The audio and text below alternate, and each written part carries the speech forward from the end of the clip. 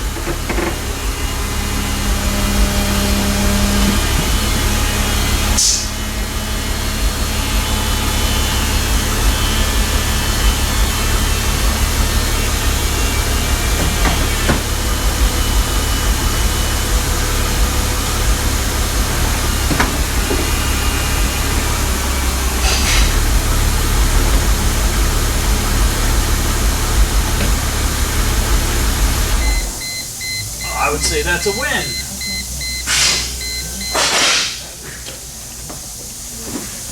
So I ended up crimping the tube back just like it was from the factory.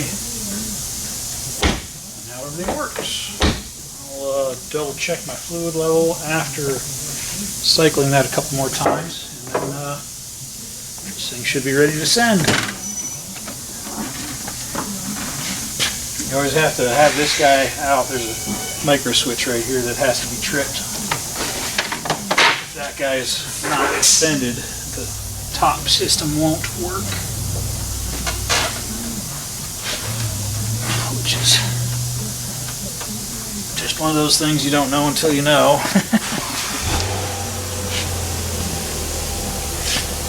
So I'm going to put this thing all back together.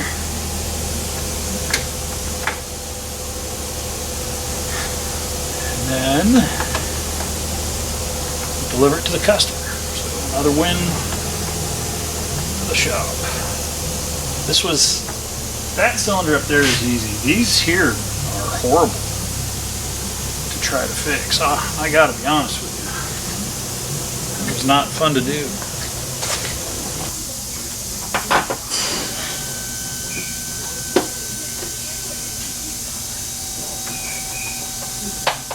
I'm not going to bore you with the tediousness of putting this trunk back together. We're going to move on to the next thing. Austin's actually running down to one of our local wrecking yards. We found two 200 R4s, which we are going to use one in the Pontiac. And I decided that instead of doing a 4L80E in my 1965 Buick Skylark, we're going to do a 200 in it and have Extreme go ahead and build me one at the same time they're doing the one for the Pontiac, so that should turn out nice. It's going to be a lot less cost involved with doing a 200R, a built 200R at that, than it's going to cost me to put a 4L80E in it. So